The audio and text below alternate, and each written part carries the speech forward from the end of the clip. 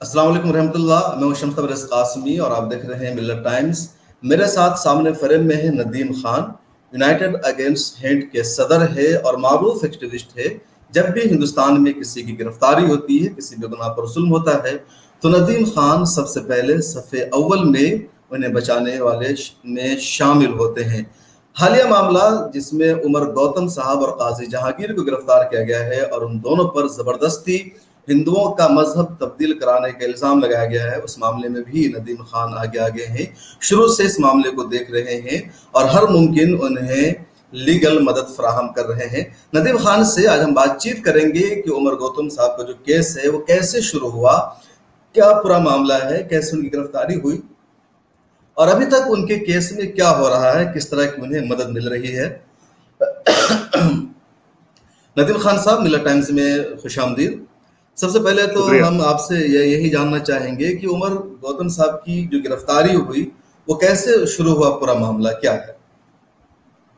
देखिए, 1 जून की शाम में 8 बजे विपुल नाम का एक शख्स जो कि नागपुर के रहने वाले हैं और वो क्लेम करते हैं कि वो उन्होंने अभी इस्लाम कबूल किया है कुछ साल पहले और वो नौ मुस्लिम हैं और उनके शादी जो है वो मुस्लिम घराने में हुई है गाजियाबाद में। और विपुल पैरामेडिकल कोई कोर्स करे हैं और हिजामा वगैरह का काम करते हैं। तो विपुल और उनके जो साले हैं वो दोनों लोग जो हैं वो गाजियाबाद में 1 जून की शाम अराउंड 8 o'clock जो है वो गए। यति नरसिम्हा नंद जो बाबा हैं, नए निकले हैं और बहुत अपने आप को हार्डलाइनर साबित करते हैं, तो उनके आश्रम में वो लोग गए और वहाँ शायद उनका इरादा उनसे बातचीत करने का, उनसे गुफ्तगू करने का था और कुछ कह रहे थे कि वो शास्त्रार्थ और वेद और पुराण की बात करना चाह रहे थे। और उनका इरादा यही था, लोगों ने बताया कि वो जो हालिया उनके यति नरसिम्हानंद यति के बयानात थे जिसमें तौहीन रसालत का मामला था, उसके सिलसिले में वो बहुत इमोशनल थे विपुल साहब और वो उनसे बात करना चाहते थे।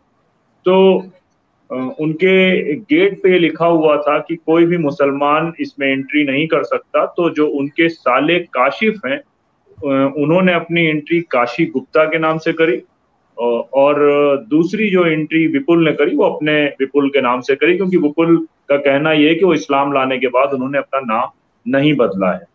लेकिन वो जब लोग अंदर गए तो वहां पर क्या हुआ ये किसी को नहीं मालूम है।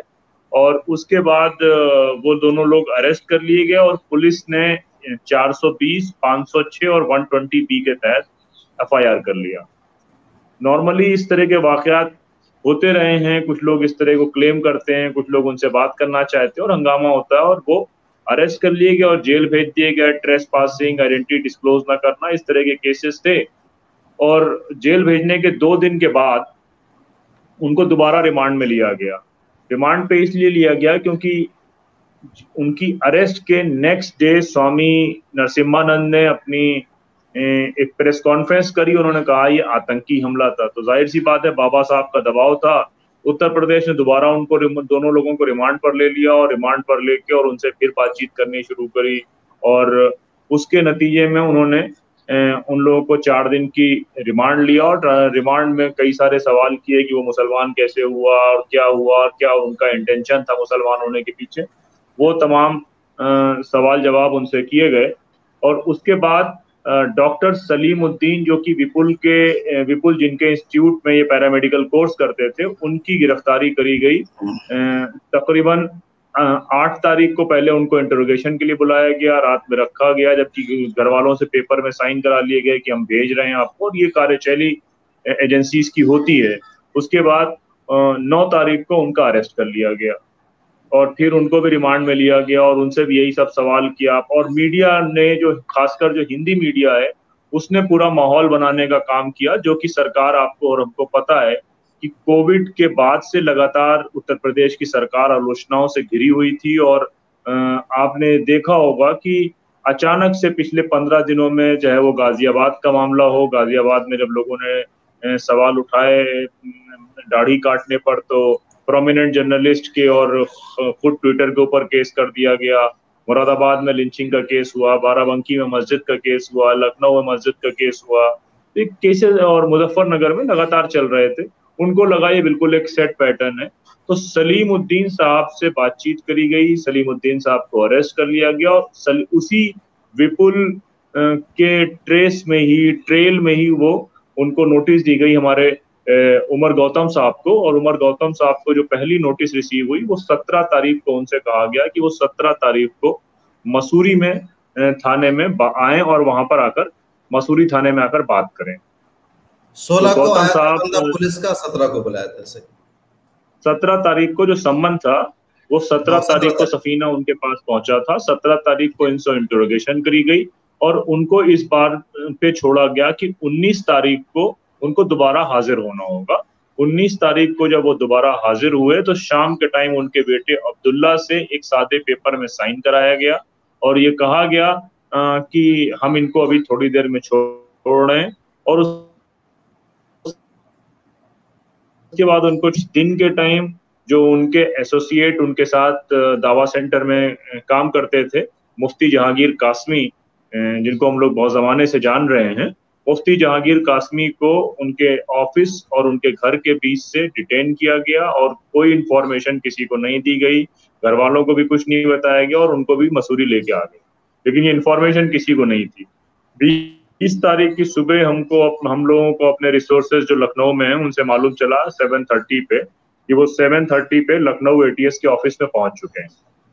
फिर अरेस्ट शो करी गई उनकी 21 तारीख को मॉर्निंग में 10 बजे के आसपास उनके बेटे अब्दुल्ला के पास फोन आया और मुफ्ती जहांगीर कासमी की वाइफ के पास फोन आया कि हमने उनको अरेस्ट कर लिया है।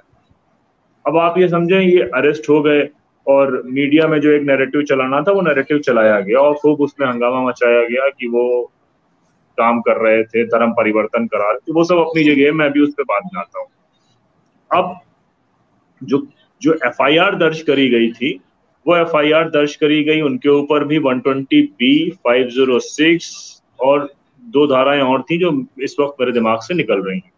लेकिन हमको ये मालूम है कि अभी इलाहाबाद हाई कोर्ट ने कोविड पैंडेमिक प्रोटोकॉल के तहत एक ऑर्डर पास किया है कि जितने भी लोग जिनको जो सेक्शन अप्लाई हुए हैं जिनकी एफआईआर में और जिनका कन्विक्शन सजा होने पर मैक्सिमम सजा 7 साल होती है, उनको 2 महीने की पैरोल पे जब तक ये कोविड की स्थिति बेहतर नहीं होती उनको छोड़ दिया जाना चाहिए, जिसके नतीजे में वो दोनों लोग काशिफ और विपुल उनको भी 2 महीने की पैरोल मिल गई और 2 महीने की पैरोल डॉक्टर सलीमुद्दीन को भी मिल गई। 22 तारीख को हम लोगों को ये उम्मीद थी कि शायद 1 या 2 दिन की रिमांड ली जाए और 2 दिन की रिमांड लेने के बाद मुफ्ती जहांगीर कासमी और डॉक्टर उमर गौतम साहब को 2 महीने की पैरोल मिल जाएगी और फिर 1 दिन के वो बाद दोबारा प्रोड्यूस किए गए और उनको रिमांड का टाइम मिला, लेकिन रिमांड के टाइम के साथ ये क्लियर हो गया था कि जिस दिन भी ये पुलिस रिमांड, क्योंकि पुलिस रिमांड में बेल अप्लाई नहीं हो सकती है, जमानत नहीं हो सकती है, तो पुलिस रिमांड के समय ही ये क्लियर हो गया था कि जो सेक्शंस लगे हैं वो मैं चार्जशीट भी आपको फॉरवर्ड कर दूंगा, अरे वो एफआईआर भी आपने देखी होगी, नहीं देखी होगी तो मैं फॉरवर्ड कर दूंगा। तो वो एफआईआर जी वो एफआईआर और जो एफआईआर विपुल और सलीमुद्दीन साहब के खिलाफ हुई है वो एफआईआर, उन दोनों एफआईआर में आपको कोई डिफरेंस नहीं मिलेगा चार्जेस में। तो वो चार्जेस की एफआईआर को देखते हुए ये 100% कंफर्म था कि इन लोगों को 3 दिन के बाद जैसे ही पुलिस कस्टडी खत्म होगी, वो पुलिस कस्टडी खत्म होते ही इनको 2 महीने की पैरोल मिल जाएगी और वो बाद में उसको इंटरिम बेल को रेगुलर बेल में कर सकते हैं। हालांकि जो चार्जेस हैं उन चार्जेस में भी रेगुलर बेल जो आम जमानत होती है बहुत आसानी से मिल जाती है, लेकिन मीडिया के जरिए जो प्रेशर बांधा गया, फिर जब ये क्लियर हो गया कि ये छूट जाएंगे तो अचानक एडीजी लॉ एंड ऑर्डर उपस्थित होते हैं और वो कहते हैं कि हमने बहुत लंबा क्रैकडाउन कर लिया है, 1000 लोगों को मुसलमान बनाने वाले मौलाना को पकड़ लिया है, उनके आईएसआई से पैसा आने वाले को पकड़ लिया है, और फिर उसके बाद इस चीफ मिनिस्टर ऑफिस से स्टेटमेंट आता है कि दोषियों को, वर्ड को ध्यान रखिएगा, कि दोषियों को बख्शा नहीं जाएगा, उनके ऊपर एनएसए और गैंगस्टर लगाना चाहिए और उनकी संपत्ति कुर्क कर लेना चाहिए। तो अब ये बताइए कि चीफ मिनिस्टर एग्जीक्यूटिव ऑफिसर है, लेजिस्लेटिव ऑफिसर है या chief minister judicial officer? Judiciary का काम कन्विक्शन करना है। दोषी तो जब होगा कोई भी आदमी जब उसकी सजा पे सुनवाई हो और न्यायालय उसको सजा सुनाए। तो न्यायालय से सजा होने से पहले योगी जी पुलिस भी हैं, योगी जी जो है वो न्यायालय भी हैं और योगी जी लेजिस्लेशन में नहीं है। वो एक सजा का ऐलान कर देते हैं और उनके निर्देश पर ही एक प्रेस कॉन्फ्रेंस प्रशांत कुमार करते हैं और ये बताते हैं कि हमने ये हासिल किया। ठीक है, वो हासिल पे भी बहस होगी, लेकिन पहली बात यह है कि जब तक कोई कन्विक्शन नहीं हुआ तो इस पे चीफ मिनिस्टर ऑफिस उनको कन्विक्टेड कैसे कह सकता है। और फिर जब कोई इन्वेस्टिगेशन जो अभी तक हुई है, यानी कि 1 तारीख से लगातार Lucknow ATS UP task force ये इन्वेस्टिगेशन इस केस में कर रहा है, 1 तारीख से लेकर 23 तारीख तक जो आप चार्जेस फ्रेम करते हैं वो चार्जेस सेम वही होते हैं एफआईआर में, जो विपुल की एफआईआर होती है और जो डॉक्टर उमर गौतम के खिलाफ एफआईआर होती है। इससे साबित होता है कि 23 दिन की इंटरोगेशन में, इन्वेस्टिगेशन में आपके पास कोई नई चीज नहीं साबित थी, कोई नया इन्वेस्टिगेशन आप नहीं कर सके थे, कोई नए विटनेस एविडेंसेस आपके पास नहीं आए थे, तो आपको सेम एफआईआर लॉन्च करनी पड़ी। जब आप सेम एफआईआर लॉन्च कर रहे थे तो आपका जो बनाया हुआ गुब्बारा जो आप पिछले 10 दिन से मीडिया में बना रहे थे, कभी सलीमुद्दीन साहब के नाम पे, कभी विपुल के नाम पे, फिर उमर गौतम साहब के नाम पे, वो न्यायालय से छूटते ही वो गुब्बारा बर्स्ट हो जाना चाहिए। तो आपने अनाउंस कर दिया कि इन पे एनएसए या गैंगस्टर लगाना चाहिए। अब सवाल ये पैदा होता है कि एनएसए और गैंगस्टर लगाने की तो आप लगाना चाह रहे हैं, लेकिन उसके पीछे कुछ बात तो, लॉजिकल बात तो बताएं। फिर आप एक इलॉजिकल बात और करते हैं कि इनकी सिंपत्ति कुर्क कर लेनी चाहिए। तो संपत्ति तो तब कुर्क करने का ऑर्डर होता है, वो भी संपत्ति कुर्क करने का जो ऑर्डर है, वो राइट है, जो अधिकार है, वो माननीय न्यायालय के पास है। और न्यायालय इससे पहले सीए के प्रोटेस्ट में इलाहाबाद न्यायालय में गोविंद माथुर की बेंच ने, इलाहाबाद हाई कोर्ट में chief justice Allahabad high court Govind Mathur की बेंच ने इसको नल एंड वाइड कर दिया है कि जब तक कोई केस नहीं हो रहा तो किसी इंडिविजुअल्स की प्रॉपर्टी सीज करने का कोई राइट नहीं है। एसआर दारापुरी और सदफ जाफर के मामले में लखनऊ सीए में ये चीजें हो चुकी हैं और एनएसए भी हम लोगों ने देख लिया है कि जबरदस्ती किस तरह एनएसए इसी तरह के मामले में जब कहीं कोई सबूत नहीं था तो डॉक्टर कफील अहमद के ऊपर भी एक एनएसए लगाया गया, उसमें सुप्रीम कोर्ट ने अपना गाइडलाइन दिया, इलाहाबाद हाई कोर्ट ने गाइडलाइन दिया। तो सिर्फ एक चुनावी गुब्बारे को हवा भरने के लिए डॉक्टर उमर गौतम को बलि का बकरा बनाया जा रहा है और कहीं इसके पीछे कोई दूसरी सच्चाई नहीं है। जो मैं तो पहली बात तो जो उनके ऊपर धाराएं लगाई गई हैं हम उससे भी संतुष्ट नहीं हैं, लेकिन अगर उन धाराओं को भी सही मान लिया जाए तो उनके हिसाब से उनको जमानत मिलनी चाहिए, उनको 2 महीने की पैरोल पे रिहा होना चाहिए। फिर उसके बाद हम बात करते हैं कि उन पे जो धाराएं लगाई गई हैं, जो उन पे जो इल्जाम लगाए गए हैं वो कितने सही या गलत हैं। और वो इल्जाम की बात हो रही है जो इल्जाम पुलिस ने अपनी इन्वेस्टिगेशन पर लगाए हैं, उन इल्जाम पे अभी नहीं आ रहे जो उनका मीडिया कह रहा है। शुक्रिया नदीम खान साहब, आपने पूरी तफसील बताई कि कैसे शुरू से अब तक ये मामला पहुंचा। पुलिस ने 7 दिन की कस्टडी पर उन्हें अभी लिया हुआ है, 4 दिन गुजर रहे हैं।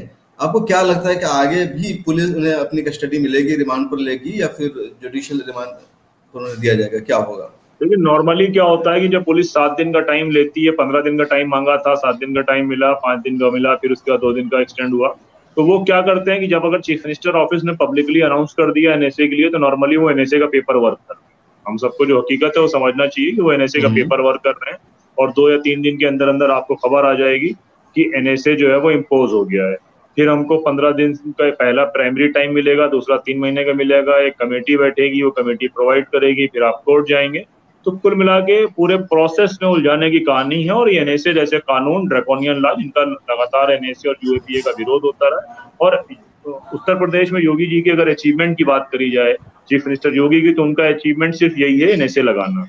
अगर एनएसए लगता है अगर इन पर तो कितना लंबा आगे चल जाए, कैसे इनको जमानत मिलने फिर कितना देखिए मिनिमम तो 1 साल का है जो एनएसए लगेगा, वो सिक्योरिटी एक्ट के तहत 1 साल होगा, फिर उसके बाद उसको एक्सटेंशन मिल जाएगा।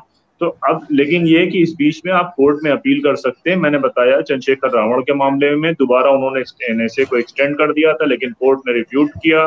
उसके बाद डॉक्टर कफील के मामले में एनएसए को रिफ्यूट किया। एनएसए तो 3 महीना का है ना, 3 महीने का टाइम होता है जिसमें बिल नहीं। ऐसा है, वो 3 महीने का टाइम देके आप केसेस को देखेंगे तो वो 3 महीने का मिनिमम टाइम होता है, 3 महीने को एक्सटेंड करते जाते हैं। 3 महीने बाद एक कमेटी बैठती है, वो कहती है कि इसको आगे बढ़ना चाहिए कि नहीं बढ़ना चाहिए। और वो पुलिस के लेटर के हिसाब से चलती है। पुलिस ने लेटर भेज दिया कि इनको नहीं छूटना चाहिए तो वो आगे बढ़ जाता है। अच्छा आप नदीम 1 साल साहब, मिनिमम मान के चलिए। 1 साल। अच्छा, इन पर जो आरोप पुलिस ने लगाए हैं, एफआईआर में जो चीजें दर्ज है, अदालत में क्या ये चीजें ठहर सकती है, या जब अदालत में जरा होगी तो ये बेबुनियाद चीजें साबित होगी, बेसलेस होगी? देखिए, अदालत उनको जाना ही नहीं है। पुलिस को अदालत नहीं जाना है। पुलिस को उत्तर प्रदेश चुनाव में जाना है, जिसमें वो दो दाढ़ी वाले लोगों को दिखा सकें कि देखो हिंदुओं को खतरा असल मुसलमानों से है। वो इसलिए बातें हैं, अदरवाइज ना इन चार्जेस को कोई प्रूव कर सकता है।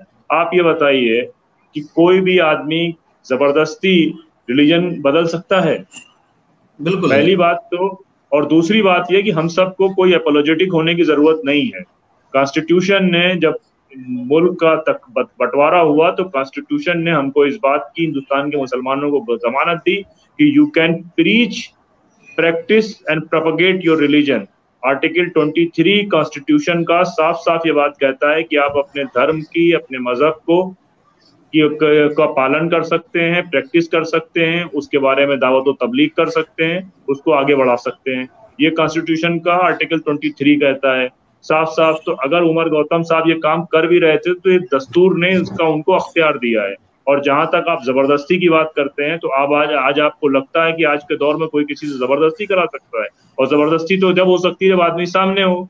एक आदमी के बारे में आप ये कह रहे हैं कि एक आदमी दिल्ली का है, और एक आदमी आप बता रहे हैं कि वो कानपुर में कोई रहता है, उन्नाव में रहता है, और वहां पर जो है वो आदमी पिछले कई साल से रह रहा है और उमर गौतम साहब ने उसको जबरदस्ती मुसलमान कर रखा है। तो ऐसा कौन सा जबरदस्ती वो कर रहे हैं? इवन जो जिस लिस्ट को के बारे में कहा जा रहा है कि वो 1,000 लोगों की लिस्ट है, उस लिस्ट के बारे में आपने देखा होगा कि कई तमाम ऐसे लोग भी सामने आए हैं जिन्होंने कहा कि हमारे घर पुलिस आ गई, ना मैं कभी कन्वर्ट हुआ, ना मैं कभी उमर गौतम से मिला, पता नहीं कौन सी लिस्ट में मेरा नाम डाल दिया और मेरे घर पुलिस वाले आ गए और टेलीविजन चैनल वाले आ गए। एक लंबी तो मतलब एक डिटेल है। तरीके से एक फर्जी कहानी बनाई गई है कुछ लोगों का नाम दाखिल बिल्कुल करके। फर्जी कहानी है। और जो पहली बात लोग तो हुए नहीं, हैं इसमें एक बात हमें, तबरे साहब, जी। एक बात हमें ध्यान रखनी पड़ेगी कि हमें कोई अपोलोजेटिक स्टैंड लेने की जरूरत नहीं है, कोई माफी हमारे अंदर नहीं होनी चाहिए कि अगर वो काम उन्होंने किया, अगर उन्होंने लोगों को मुसलमान बनाया, दावत और तबलीग का काम किया, कन्वर्जन का काम किया, तो दस्तूर उनको इसका आर्टिकल 23 के तहत प्रोपगेट करने का अख्तियार देता है। और दूसरी बात यह कि जो घर वापसी कार्यक्रम चल रहा है, अखबारों में उसकी खबरें आती हैं, राशन कार्ड के लालच में, वोटर आईडी कार्ड के लालच में, आधार कार्ड के लालच में, आगरा से लेके फिरोजाबाद तक पिछले 3 महीनों के आप केसेस सुनेंगे कोविड के पहले के, तो एक लंबी दास्तान है। तो वो घर वापसी बिल्कुल कार्यक्रम क्या है? बिल्कुल, मामला दोनों तरफ है, लेकिन एक तरफ इतनी ज्यादा सख्ती, दूसरी तरफ नहीं होना। अच्छा, कई लोग सामने आकर कैमरा पर यह भी कह रहे हैं कि उन्होंने अपनी मर्जी से इस्लाम कबूल किया, उमर साहब के जरिए उन्होंने अपने डॉक्यूमेंट्स का काम करा। जो डॉक्यूमेंट्स उमर साहब बना रहे थे, ज्यादातर उनके ही काम था, उनकी साइट पर भी ये जिक्र है। तो वो मजिस्ट्रेट के यहाँ बनता है, उसका गैजेट नोटिफिकेशन होता है, फिर अखबार में एडवर्टीजमेंट देते थे। तो क्या इन चीजों फिर कैसे मतलब इसको मुद्दा बनाया जा सकता है, जबकि पूरा सरकारी प्रोसेस होता है किसी का नाम तब्दील होने में? देखिए, हम सबको पता है कि वो एक, उनके पास मीडिया का एक ऐसा ढोल है जिसको वो जब चाहें जिस ट्यून में बजा सकते हैं, वो बजा रहे हैं। लगातार ये कहा जा रहा है फॉरेन से पैसा आ रहा था। हम हाँ बिल्कुल, सबको ये मालूम है कि फॉरेन से पैसा आना सरकार के ऊपर डिपेंड करता है। अगर किसी के पास फॉरेन क्लियरिंग रेगुलेशन अकाउंट है, FCRA अकाउंट है, तो वो सबसे पहले सरकार के पास वो पैसा जाता है, सरकार उसकी जांच करती है, कंफर्मेशन करती है, हर साल उसका हिसाब देना पड़ता है, तब वो पैसा उसके हाथ में मिलता है। एक बात। दूसरी बात ये कि अगर मैं उमर गौतम साहब का रिश्तेदार हूँ या मैं उनके काम का समर्थक हूँ और मैं कहीं नौकरी कर रहा हूँ दुबई में, या मैं नौकरी कर रहा हूँ सऊदी अरब में, और मैं अपने इंडियन अकाउंट से कुछ पैसे भेज रहा हूँ, अपने इंडियन अकाउंट से कुछ पैसे उनके इंडियन अकाउंट में भेज रहा हूँ, तो वो कहाँ से फॉरेन फंडिंग हो गई? एक बात। तो बार बार दिल्ली दंगों के टाइम पे ये बात सवाल उठा कि वो विदेश से पैसा आ रहा है। किसी के पास FCRA नहीं और पैसा विदेश से आ जा रहा है, और अगर किसी के पास FCRA है भी तो वो सरकार को पहले मालूम चलेगा। जामिया के आंदोलन में कहा गया कि विदेश से पैसा आया, तो जामिया के छात्र, भारतीय छात्र, जो जो कानून कहता है कि कोई इंडियन इंडिया के बाहर से इंडियन अकाउंट को इस्तेमाल करते हुए इंडियन अकाउंट में पैसा ट्रांसफर करता है तो वो इंडियन पैसा माना जाता है।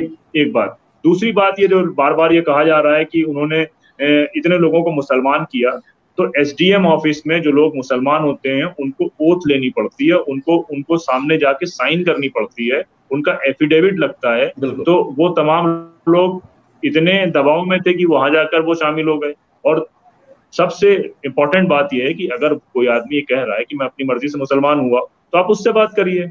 आपने लगातार वो 1000 की लिस्ट ऐसे घुमाना शुरू कर दिया है ऐसा, और वो लिस्ट फेक भी है, जिसमें बहुत सारे लोग वो भी निकल कर आए जो जिनका इस मामले से कोई ताल्लुक ही नहीं है। अच्छा, एक और बात कि ये पूरा दिल्ली में वो रह रहे थे, दिल्ली में उनके ऑफिस है, दिल्ली में सेंटर है, फिर यूपी पुलिस क्यों इसमें इतना मुलविस हो गई? अब पूरा उनको दिल्ली से गाजियाबाद बुलाया गया, दिल्ली पुलिस के जरिए क्यों नहीं तफ्तीश कराई गई? देखिए वो नहीं, तो उसमें मसला यही है कि जो केस उन्होंने बनाया है ट्रेल का, वो बनाया है 2 जून को, जो एफआईआर मसूरी थाने में हुई है, उस एफआईआर के बेसिस पे वो पूरे केस को स्ट्रेच कर रहे हैं। तो अगर कहीं कोई एफआईआर में आपको नोटिस दिया जाता है, तो फिर ये एक फेडरल सेटअप के तहत तकाजा ये कि आपको जाना पड़ेगा। और अगर उमर गौतम साहब कोई काम गड़बड़ कर रहे होते, तो वो 17 तारीख को सम्मन मिलने के बाद हाजिर नहीं होते। अगर उनको कोई गड़बड़ काम कर रहे होते, तो वो 19 तारीख को प्रेस के सामने पहुंच जाते, और उनसे ये कहा गया कि आप फला तारीख को, जिस तारीख को हमला हुआ था, वो कह रहे हैं जिस तारीख को स्वामी पर हमला हुआ था उसके आसपास आप मसूरी में थे। हम सबको मालूम है, जो उमर गौतम साहब को जानते हैं, कि वो गाजियाबाद में उनका बहुत काम है, गाजियाबाद में वो कई उनके प्रोग्राम होते रहे हैं, और वो मसूरी दासना में कोई सेंटर भी शायद एस्टेब्लिश कर रहे थे। तो ये सबको मालूम है। अब कोई आदमी कहीं पे मौजूद है, कहीं पे कोई घटना हो जाए, तो आप उसको जोड़ देंगे।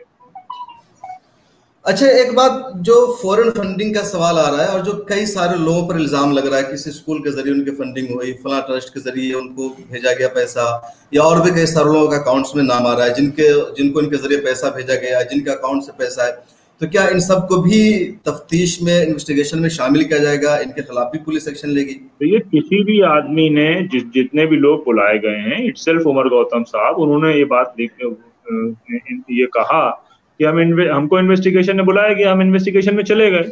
अब इन्वेस्टिगेशन आप करना चाहते हैं, उसमें कोऑपरेट करने को तैयार हैं। अगर किसी ने फॉरेन से पैसा तो तभी आ सकता है ना जब कोई एफसीआरए लिए हो। कोई भी आदमी फॉरेन से आपके अकाउंट में पैसा तभी ट्रांसफर कर सकता है जब एफसीआरए हो और भारत सरकार उसको कंफर्म करे। भारत सरकार जिसको एफसीआरए देती है, उसका सालाना अकाउंट चेक करती है। तो बाहर से पैसा कैसे आ गया? तो ये सब मीडिया में देखने सुनने में अच्छा लगता है, कोर्ट में चीजें टिकती नहीं है। तो मैंने जैसे आपसे कहा कि ये तमाम चीजें कोर्ट के लिए नहीं है, ये तमाम चीजें मीडिया के लिए हैं। और होपफुली हम लोग जो है वो कल तक मीडिया के इस पूरे प्रोसेस में, हमने आसिफ इकबाल तनहा दिल्ली दंगों के मामले में भी एक पिटीशन फाइल करी थी, जिसमें कोर्ट ने तमाम मीडिया चैनल पर रोक लगा दी थी। और सवाल तब भी वही था और आज भी वही है कि आप अपनी इन्वेस्टिगेशन कोर्ट में सबमिट करिए। कोर्ट के लिए आप इंक्वायरी कर रहे हैं, ना कि मीडिया के लिए। मीडिया को आपसे पहले कैसे मालूम चल जा रहा है? उन 1000 लोगों की लिस्ट आपने मीडिया में दे दी और लोग उनके घरों पे पहुंच रहे हैं। अगर कोई आदमी अपने भारतीय कॉन्स्टिट्यूशन के अकॉर्डिंग अपने हिसाब से धर्म परिवर्तन कर रहा है और उस मोहल्ले में आपने उनकी आइडेंटिटी जाहिर कर दी, कल को उसकी लिंचिंग हो जाएगी बजरंग दल वालों के द्वारा, तो कौन जिम्मेदार होगा उसका? एक बात। दूसरी बात ये कि आपने प्रेस ब्रीफिंग में जिस तरह से उनके एड्रेस को डाला हुआ है, मुफ्ती जहांगीर कासमी के और डॉक्टर उमर गौतम के, तो अगर कल को उनके साथ कोई दुर्घटना होती है, उनके परिवार के साथ कोई घटना होती है, तो उसका जिम्मेदार कौन होगा? ये तमाम चीजें हैं जो सिर्फ हवा बनाई जा रही हैं। तो अच्छा, हम लोग नदीम एक खान साहब, पिटीशन ये फाइल कर रहे हैं। कब कर रहे हैं फाइल? मतलब मीडिया ट्रायल के खिलाफ पिटीशन होपफुली दायर करने जा रहे हैं? कल से परसों के बीच में पिटीशन ड्राफ्ट हो रही है, कल से परसों के बीच में ये पिटीशन फाइल हो जाएगी मीडिया से रिलेटेड।